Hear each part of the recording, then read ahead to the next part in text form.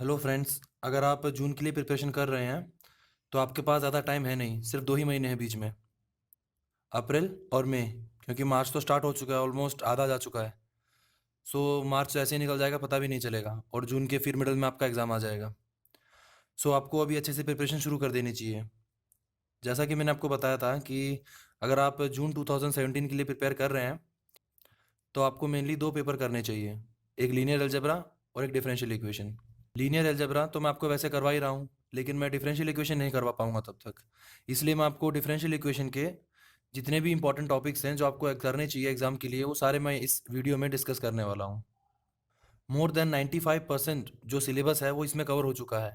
Net के अंदर शायद ही कोई क्वेश्चन होगा जो इससे बाहर आया होगा, लेकिन फिर भी मैं 95 ही बोल रहा हूँ, क्योंकि कोई भरोसा नहीं होता। भाई एग्ज़ाम है, कुछ भी पूछ सकते हैं कहीं से भी, ठीक है। लेकिन मेनली जो है मोर देन 95% मैं फिर से कह रहा हूँ, तो इसी में से होने वाला है। अगर आप इतना कर लेंगे तो मोर देन सफिशिएंट है। अब मैं मेनली डिफरेंशियल इक्वेशंस को चार पार्ट में डिवाइड करता हूँ: ordinary differential equation, partial differential equation, integral equation और कैलकुलस ऑफ वेरिएशन। ये चारों आपको पढ़ने हैं, तब जाके आपका डिफरेंशियल इक्वेशन पूरा कंप्लीट होगा। और ये नियरली अबाउट 60 to 65 मार्क्स का आएगा इन चारों को मिला के, ठीक है। सो इनमें से कोई भी पोर्शन ओमिट मत करना, क्योंकि चारों पोर्शन काफ़ी इजी हैं। इस वीडियो में मैं सिर्फ ऑर्डिनरी डिफरेंशियल इक्वेशंस के इंपॉर्टेंट टॉपिक्स बताऊंगा, क्योंकि अदरवाइज अगर इन सब के बताऊंगा तो वीडियो काफ़ी लंबा हो जाएगा। सो इनके लिए मैं एक अलग अलग वीडियो बनाने वाला हूँ। इस वीडियो में हम ऑर्डिनरी डिफरेंशियल इक्वेशन देखेंगे कि इसके अंदर कौन से टॉपिक्स इंपॉर्टेंट हैं जो आपको एग्जाम के लिए पढ़ने चाहिए। सबसे पहले मैं आपको बताऊं, अगर आप रेफरेंस बुक पूछते हैं तो आपको बुक पढ़नी चाहिए MD राय सिंघानिया। ये काफ़ी अच्छी बुक है, इसको मैं प्रेफर करता हूँ, लेकिन इसका मतलब ये नहीं है कि यही बुक है। आप किसी भी बुक में से पढ़िए, जो मैं कंटेंट यहाँ बता रहा हूँ आप वो पढ़ लीजिए बस। ये बुक मैं इसलिए बोल रहा हूँ क्योंकि इसके अंदर इजी लैंग्वेज में दिया हुआ है और काफ़ी सारे क्वेश्चन सॉल्व किए हुए हैं। सो अगर आप इसमें से करेंगे तो इजीली आपको चीज़ें समझ में आ जाएंगी। बस इतना डिफरेंस है। लेकिन अगर आपके पास ये बुक नहीं है तो कोई बात नहीं, आप या तो इसको खरीद लीजिए, और अगर आप खरीदना नहीं चाहते तो आप कोई दूसरी आपके पास बुक है तो उसमें से पढ़ लीजिए। मेन क्या है, चीज़ों को समझना। जितने भी मैं टॉपिक्स बताऊंगा वो सारे टॉपिक्स आपको कहीं से भी पढ़ने हैं बस, ठीक है। तो सबसे पहले आपको क्या पढ़ना है, order and degree of ordinary differential equation. भाई डिफरेंशियल इक्वेशन पढ़ रहे हो तो उसके ऑर्डर और डिग्री के बारे में तो पता होना चाहिए, ठीक है। ये तो बहुत ही बेसिक चीज़ें हैं। और उसके बाद है formation of ordinary differential equation. ये दो हल्के हल्के कर लेना, इन ये सब चीज़ें कभी आती नहीं है, ये सिर्फ आपके नॉलेज के लिए है कि आपको पता होना चाहिए कि ऑर्डर और डिग्री होते क्या हैं और ऑर्डिनरी डिफरेंशियल इक्वेशन को कैसे हम फॉर्म करते हैं, ठीक है। ये दो टॉपिक्स ज़्यादा टाइम मत देना, बस इनको ऊपर ऊपर से पढ़ लेना। अब थर्ड है equation of first order and first degree.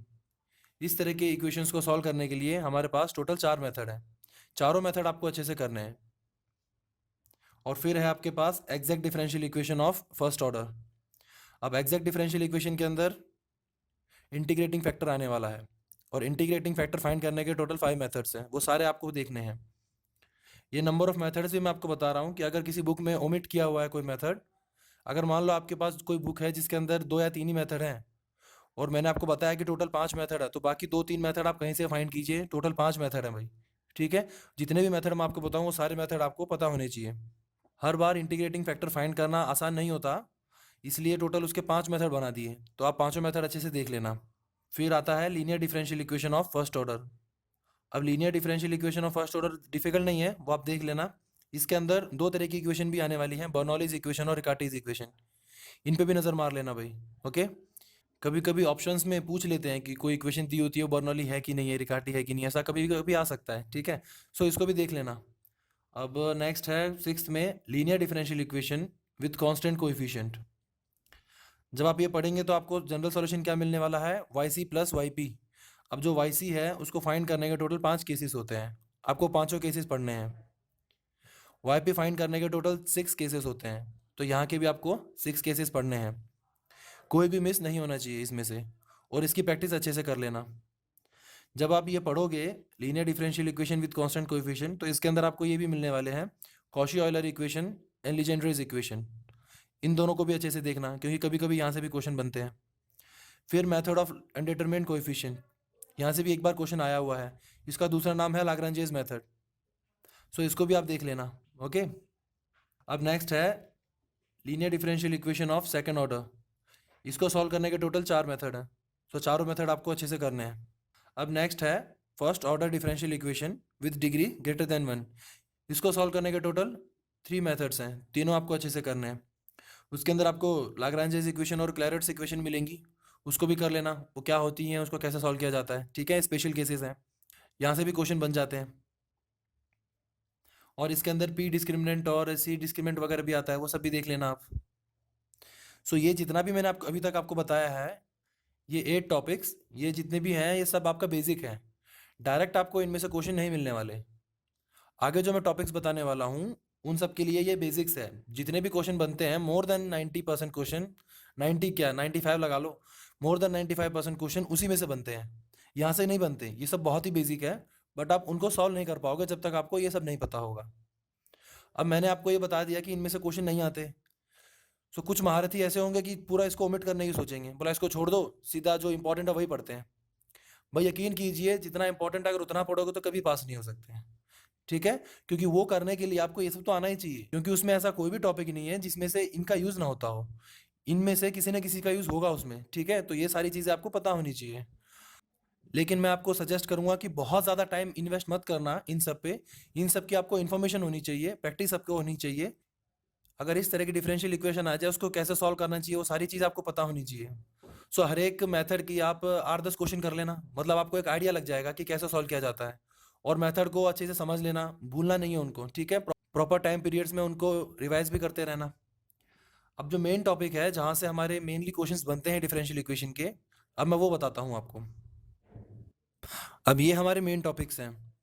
सबसे पहले क्या है, fundamental theorem for existence and uniqueness. इस थ्योरम को अच्छे से समझ लेना भाई, इसका बहुत बार यूज होता है। ठीक है, और हमेशा याद रखना इस थ्योरम को, ये थ्योरम आपके दिमाग में होनी ही चाहिए। जब आप इसको समझेंगे और कुछ क्वेश्चंस करेंगे नेट के, तब आपको आइडिया लग जाएगा कि ये थ्योरम हमारे दिमाग में क्यों होनी चाहिए। ओके, नेक्स्ट है रॉन्स्कियन। रॉन्स्कियन में मैं इसके कोई सब टॉपिक्स नहीं है जो मैं आपको इसके सब टॉपिक्स बताऊं, ये अपने आप बहुत ही बड़ा टॉपिक है। सिर्फ अगर डेफिनेशन पढ़ के आप इसको छोड़ देंगे तो कुछ भी नहीं हो पाएगा आपसे। इसके अंदर ये काफ़ी बड़ा है भाई, इसके अंदर काफ़ी कुछ आता है। तो काफ़ी सारे रिजल्ट हैं, नंबर ऑफ जीरोस के हैं, डिफरेंशियल इक्वेशन के हैं, लीनियरली इंडिपेंडेंट, लीनियरली डिपेंडेंट, पता नहीं क्या क्या है। जितना भी है वो सब आपको इसमें पढ़ना चाहिए। ओके, तभी आप इसके क्वेश्चंस कर सकते हैं। और याद रखिए, मोर देन 85% चांसेस हैं कि रॉन्स्कियन का क्वेश्चन आएगा, क्योंकि रॉन्स्कियन का क्वेश्चन आप किसी भी पेपर में उठा लीजिए, आपको मिल ही जाएगा मैक्सिमम टाइम्स। बहुत ही कम ऐसे पेपर्स होंगे जिसमें रॉन्स्कियन का क्वेश्चन नहीं होगा। सो काफ़ी इंपॉर्टेंट टॉपिक है, इसको ज़रूर पढ़ना। सिमिलरली पिकार्ड्स थ्योरम का भी क्वेश्चन आते रहते हैं। और पिकार्ड थ्योरम की सब डेफिनेशन पढ़ के मत छोड़ना, इसको अच्छे से समझना कि इसका स्टेटमेंट में एक्चुअली बोलना क्या चाह रहा है। उसको ज्योमेट्रिकली भी देखना, ज्योमेट्रिकली कैसे दिखते हैं। कुछ केसेस बनेंगे स्पेशल, वो केसेस भी देखना। कब हमें सॉल्यूशंस मिलते हैं, कितने सॉल्यूशन मिलते हैं, कभी यूनिक मिलता है, कभी इनफाइनाइट मिलते हैं, बहुत सारी चीज़ें हैं। सिर्फ स्टेटमेंट पढ़ के मत छोड़ देना। ओके, उसके बारे में थोड़ा पढ़ना, ऑब्जर्व करना, थोड़ा सोचोगे तो आपको आइडिया लग जाएगा। अब नेक्स्ट है स्टर्म लियोविलेज प्रॉब्लम। इसमें से भी क्वेश्चंस बनते रहते हैं भाई। ठीक है, सो इसको भी अच्छे से करना। इसका स्पेशल केस बनता है, इन जनरल पढ़ोगे आप अगर इसकी डेफिनेशन पढ़ोगे तो, लेकिन एग्जाम में इन जनरल में नहीं आता, एक स्पेशल केस ही बनता है। Y double dash plus lambda Y equal to 0 करके है, उसमें थोड़ा बहुत आगे पीछे चेंज कर देते हैं, बट लगभग यही बनता है। इसकी कंडीशंस होती है, न्यूमैन बाउंड्री कंडीशन है, डिरिचलेट बाउंड्री कंडीशन है, वो जितने भी हैं उन सबको थोड़ा अच्छे से पढ़ लेना और हर टाइप का क्वेश्चन कर लेना प्रैक्टिस के लिए। तो इसी में से क्वेश्चन बनते रहते हैं। आइगन वैल्यूज़ कैसे फाइंड करते हैं, आइगन फंक्शंस कैसे फाइंड करते हैं, इस तरह के क्वेश्चंस इसमें हैं। ठीक है, वो सभी इसके अंदर आपको अच्छे से करने हैं।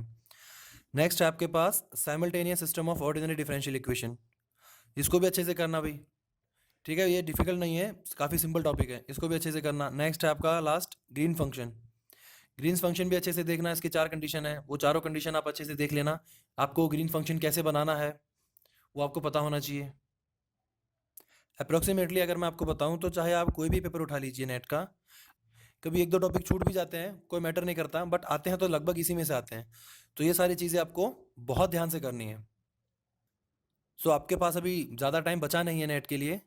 सो आप जम के मेहनत कीजिए और चिंता मत कीजिए भाई, टेंशन लेने से कुछ होने वाला नहीं है। अगर मेहनत करोगे तो डेफिनेटली आपको उसका रिजल्ट मिलने वाला है।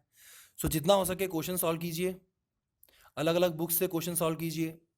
ये जितने भी मैंने टॉपिक बताए हैं, ये टॉपिक अच्छे से पढ़िए, इनको समझिए, सारे रिजल्ट वगैरह देख लीजिए।